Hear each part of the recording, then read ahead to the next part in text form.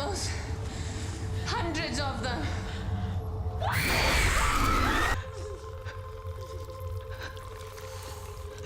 বিশ্বের বাছাই করা কিছু মুভিগুলো থেকে আজকের এই মুভিটি নিয়ে হাজির হলাম। এই মুভিটি সত্যি খুব অসাধারণ একটি মুভি। এই মুভিটি হচ্ছে একটি সার্ভাইভাল মুভি।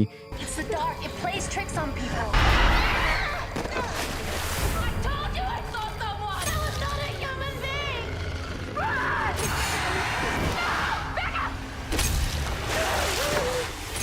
এই মুভিতে দেখানো হয়েছে কিভাবে ৬ জন মেয়ে একটি গুহার মধ্যে ফেসে যায়, যেই গুহাতে রয়েছে ভয়ঙ্কর মানুষ খেকো সব ক্রিয়েচাররা। তারা কি পারে এই গুহা থেকে বেরিয়ে আসতে? না পারে না। সেটা জানতে হলে এই মুভির পুরোটাই দেখতে হবে। তাহলে চলো বন্ধুরা, বেশি কথা না বাড়িয়ে শুরু করা যাক আজকের মুভির এক্সপ্লেনেশন।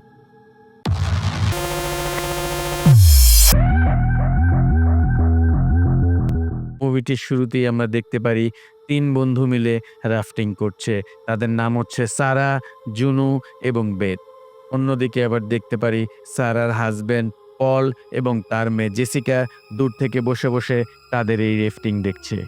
প্রচণ্ড ঠান্ডায় জেসিকার খুব ঠান্ডা লাগছে, সে কারণে তাকে তাড়াতাড়ি হোটেলে নিয়ে যেতে হবে। সারা রাফটিং শেষ করে তার হাজব্যান্ড পল আর জেসিকা নিয়ে হোটেলের উদ্দেশ্যে রওনা দেয়।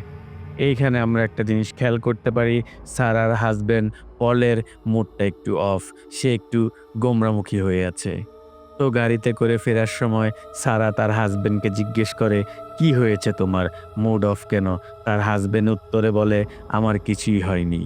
তবে অন্যমনস্কভাবে ড্রাইভিং করতে করতে হঠাৎ একটি অন্য গাড়ির সাথে অ্যাক্সিডেন্ট হয়, আর এই অ্যাক্সিডেন্টে সারার হাজব্যান্ড পল এবং তার মেয়ে জেসিকা দুজনই মারা যায়।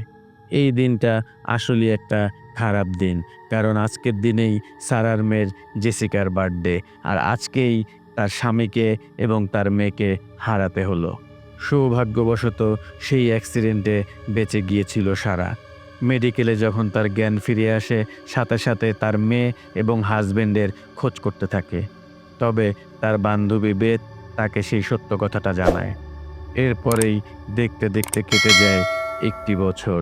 আবার তার পুরনো বন্ধুরা তার সাথে মিট করে।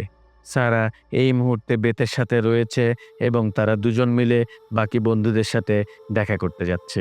তারা সবাই এই মুহূর্তে আমেরিকার নর্থ ক্যারোলিনা শহরে রয়েছে। তাদের সবার এখানে আসার কারণ হচ্ছে তারা সবাই মিলে একটি গুহা এক্সপ্লোর করবে। আর এই প্ল্যানটা করেছে সারার বন্ধু জুনু, কারণ সে জানে সারা অনেক কাঠখড় পেরিয়ে এসেছে, তার মনটা ভালো না। তারা যদি এই গুহাটা এক্সপ্লোর করতে পারে তাহলে সারার মনটা অ্যাটলিস্ট ভালো হবে। ঠিক যেমন তারা আগে অ্যাডভেঞ্চার করে বেড়াতো, ঠিক সেই রকম। তারা শুধু এখানে 3 জন না, তাদের 3 জনের সাথে আরও 3 জন যোগ হয়েছে, যাদের নাম হচ্ছে স্যাম, রেবেকা এবং হলি। তারা প্রত্যেকে সারাকে দেখে অনেক খুশি হয়েছে। অ্যাকচুয়ালি এই ট্রিপটা শুধুমাত্র সারাকে খুশি করার জন্যই প্ল্যান করা হয়েছে। সেই রাতে স্যাম এবং হোলি তারা দুজন মিলে গল্প করতেছিল, আর তাদের মধ্যে থেকে আমরা জানতে পারি যে তারা একটি বোরহাম ক্যাবলস নামে একটি গুহাতে যাচ্ছে। এই গুহাটি অলরেডি এক্সপ্লোর করা, সেই কারণে হলি জানায় যে এরকম একটি গুহাতে ঘুরতে গিয়ে কী লাভ বলো, যেখানে মানুষ আগেই গিয়েছে। কারণ তারা তো খুব অ্যাডভেঞ্চার প্রিয় মানুষ, তাই তারা অ্যাডভেঞ্চারের জন্য নতুন কিছু করতে চায়। পরের দিন সকালবেলা তারা তো সবাই খুব উত্তেজিত, তাই তারা একটি গ্রুপ ফটো নিয়ে নেয়, কারণ তারা সবাই মিলে চলেছে একটি গুহা এক্সপ্লোর করার জন্য। এরপর তারা সবাই গাড়ি করে রওনা দেয় সেই গুহার উদ্দেশ্যে। চলতে চলতে জুনো হঠাৎ করে একটি নতুন কাঁচা রাস্তা নিয়ে নেয়, আর সবাই জিজ্ঞেস করে তারা কি সঠিক পথে চলছে।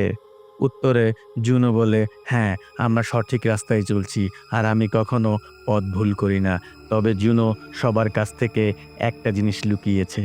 প্রত্যেকেই জানে তারা সবাই বুরহাম ক্যাভসে যাচ্ছে, কিন্তু জুনো তাদের নতুন এক গুহাতে নিয়ে যাচ্ছে, যেই গুহাটা এখনও কেউ পর্যন্ত এক্সপ্লোর করতে পারেনি।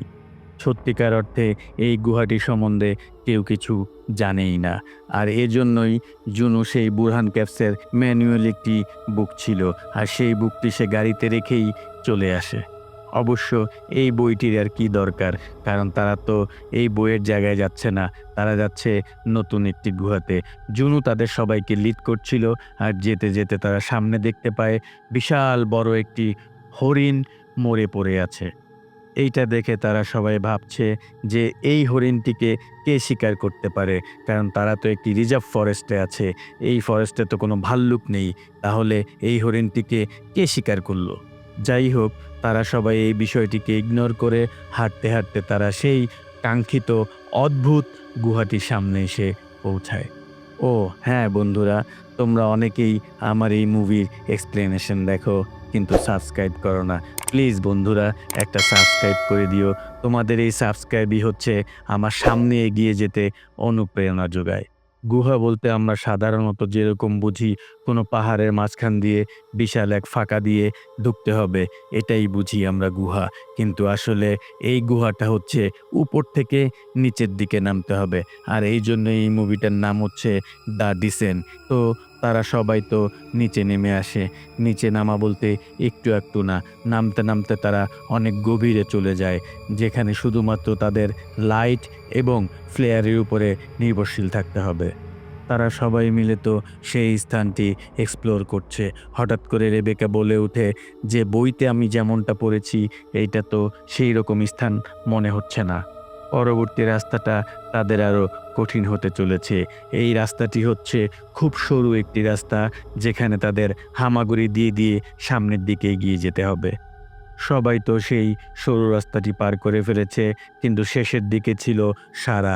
সে তো আর এই রাস্তাটি পার করতে পারছে না। তার খুব খারাপ লাগছে, দম বন্ধ হয়ে আসতেছে, যেমনটা ক্লাস্ট্রোফোবিয়া হয়ে থাকে। জুনু তখন সারার কাছে যায় এবং তাকে সাহস দেওয়ার চেষ্টা করে। জুনু সারাকে বোঝায়, তুমি ভয় পেও না, তুমি আস্তে আস্তে সামনের দিকে এগিয়ে আসো। সারা তো সেই প্যাসেজটি পার করে নেয়, কিন্তু সারার পিছনে যে দড়ির ব্যাগটা ছিল সেই ব্যাগটা সেখানেই রয়ে যায়। আর হঠাৎ করে পাহাড় ধস হয় আর সেই রাস্তাটি বন্ধ হয়ে যায়। অর্থাৎ তারা যে রাস্তাটি দিয়ে এসেছে সেই রাস্তাটি দিয়ে তারা আর ফিরতে পারবে না। ফেরার জন্য তাদের নতুন রাস্তা খুঁজতে হবে। পরে সেই লুকানো সত্যটি তারা সবাই জানতে পারে। প্রত্যেকটা মেয়ে আলাদা আলাদা শহর থেকে এসেছে। মাউন্টেন রেস্কিউ টিম ইউনিটদের এই ফ্লাইট প্ল্যানটি রেজিস্টার করা ছিল। অর্থাৎ তারা যে ব্রোহান ক্যাবে এসেছে তারা তো রেজিস্টার করে এসেছে। তারা যদি কোনো বিপদে পড়ে আর সময় মতো ফিরতে না পারে, তাহলে রেস্কিউ টিম সেখানে চলে যাবে তাদেরকে উদ্ধার করার জন্য। কিন্তু কথা হচ্ছে তারা তো ব্রোহান ক্যাবে যায়নি, তারা গিয়েছে অন্য একটি নতুন গুহায়। আর এই গুহায় কিভাবে রেস্কিউ টিম আসবে তাদেরকে উদ্ধার করার জন্য? আর এই কথাটি জানতে পেরে প্রত্যেকেই জুনুকে বকা দিতে শুরু করে। কেউ কেউ বলতেছে যে এটা হচ্ছে জুনুর একটা ইগোটিক সমস্যা। আসলে এই গুহাটি আজ পর্যন্ত কেউ এক্সপ্লোর করেনি, আর তারাই প্রথম এসেছে এই গুহাটি এক্সপ্লোর করার জন্য। আর নতুন কোনো গুহা এক্সপ্লোর করলে অবশ্যই অনেক অনেক সুনাম ছড়িয়ে পড়ে, তার নামে বই ছাপানো হয়, আসলে অনেক বড়সড় ব্যাপার। আর জুনু এরকম কিছু একটাই চেয়েছিল। অন্যদিকে সারা গুহাটি ভালোভাবে পর্যবেক্ষণ করছিল। সে কোনো কিছু একটা আওয়াজ শুনতে পাচ্ছিল। সে মনে করতেছে এই গুহার মধ্যে কিছু একটা তো আছে। সে এখনও কোনো কিছু স্পষ্ট দেখতে পায়নি, তবে সে ফিল করতে পারতেছে যে এই গুহার মধ্যে কেউ না কেউ অবশ্যই আছে। তারপর তারা সবাই সেই গুহা থেকে বের হওয়ার রাস্তা খুঁজতে থাকে। চলতে চলতে তারা এমন একটি জায়গায় চলে আসে যেখানে রয়েছে বড় একটি খাদ। আর এই খাদটি পার হওয়ার জন্য তাদের এখন ক্লাইম্বিং গিয়ারগুলো ব্যবহার করতে হবে। তবে এক্সট্রা দড়ি আর এক্সট্রা ক্লাইম্বিং গিয়ারগুলো তো সেই ব্যাগের মধ্যেই রয়েছে, যেটা রেখেই তারা চলে এসেছে পাহাড় ধসের কারণে। সেই কারণে রেবেকাকে ঝুলে ঝুলে তার র স্ট্যান্ড ব্যবহার করে সবগুলো গিয়ারকে হুক করতে হচ্ছে পাথরের মধ্যে, যাতে করে সবাই দড়ি ধরে ঝুলে ঝুলে এক স্থান থেকে অন্য স্থানে যেতে পারে। তো একে একে সবাই তো পার হয়ে যায়।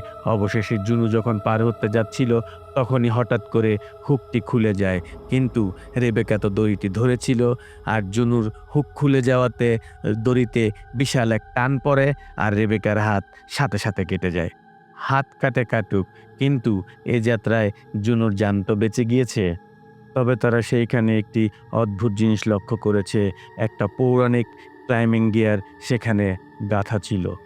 অর্থাৎ এই গিয়ারটির বয়স হচ্ছে প্রায় ১০০ থেকে ১৫০ বছর।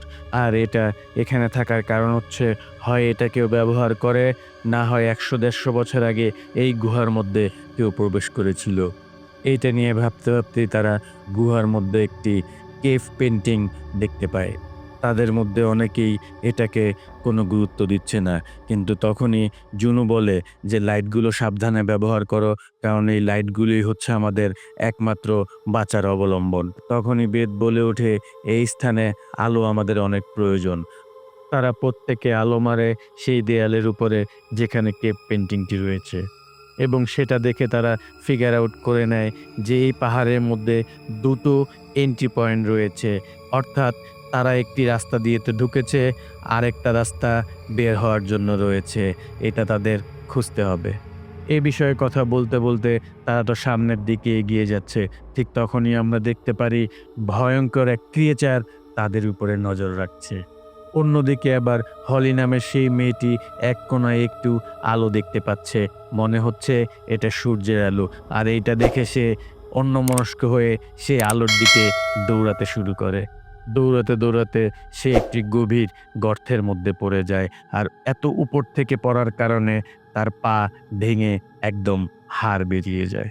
সে যে আলোটা দেখে দৌড় দিয়েছিল, আসলে সেটা হলো পাথরের উপরে থাকা ফসফরাস, যেটা আলোর মতো জ্বলজ্বল করছিল। যাই হোক, সে যেই গর্তে পড়েছে সেইখানে সাথে সাথে সবাই চলে আসে। সেটা হচ্ছে অনেক নিচু। এত উপর থেকে পড়ার কারণে তার পাটা খুব বাজেভাবে ফ্র্যাকচার হয়েছে। এখানে স্যাম ছিল একজন ডক্টর, সে তার পাটা প্রাথমিক ট্রিটমেন্ট দিয়ে দেয় এবং শক্ত করে বেঁধে দেয়।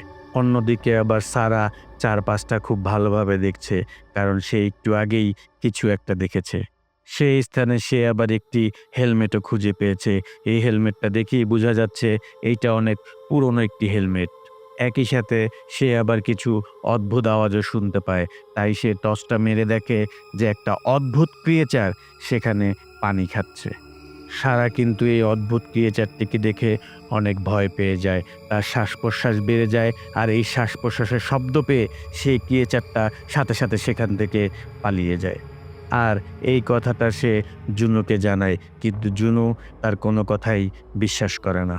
সে মনে করছে সারার এখন হ্যালুসিনেশন হচ্ছে, আর এই গুহার মধ্যে হ্যালুসিনেশন হবে এটাই খুব স্বাভাবিক, কারণ সে একটা ট্রমার মধ্যে ছিল।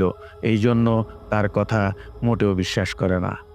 জুনু যেহেতু তাদের সবাইকে লিড করছে, তাই সে একটি লাইটার জ্বালিয়ে দেখছে যে বাতাস কোন দিক থেকে আসে, কারণ এই গুহার মধ্যে যাবার জন্য অনেক রাস্তা রয়েছে। রাস্তা খুঁজতে খুঁজতে তারা এমন একটি জায়গায় গিয়ে পৌঁছায় যেখানে অসংখ্য জন্তুর হাড়গোড় পড়ে রয়েছে। এত জীবজন্তুর হাড়গোড় দেখে প্রত্যেকটা মেয়ে ভয় পেয়ে যায়। তারা বুঝে যায় এবার তো ব্যাপারটা সিরিয়াস, কারণ এত গভীরে এত জীবজন্তুর হাড়গোড় কোত্থেকে আসলো। আর তখনই তাদের ইনফ্রারেড ক্যামেরায় তারা দেখতে পায় এক ধরনের ভয়ঙ্কর ক্রিয়েচারকে, যে তাদেরকে দেখেই সাথে সাথে সেখান থেকে পালিয়ে যায়। আর এর মধ্যে দিয়ে শেষ হয়ে যায় এই মুভির প্রথম পার্ট। তো বন্ধুরা, কেমন লাগলো আমার এই মুভির প্রথম পার্ট সেটা অবশ্যই কমেন্ট বক্সে জানিয়ে দিও। একটি লাইক করে এই মুভিটি সবাইকে দেখার সুযোগ করে দিও, আর সাবস্ক্রাইব করে আমাদের সাথেই থেকো। দেখা হবে এই মুভির দ্বিতীয় পার্ট নিয়ে। ততক্ষণ পর্যন্ত ভালো থাকো। Tata, bye bye.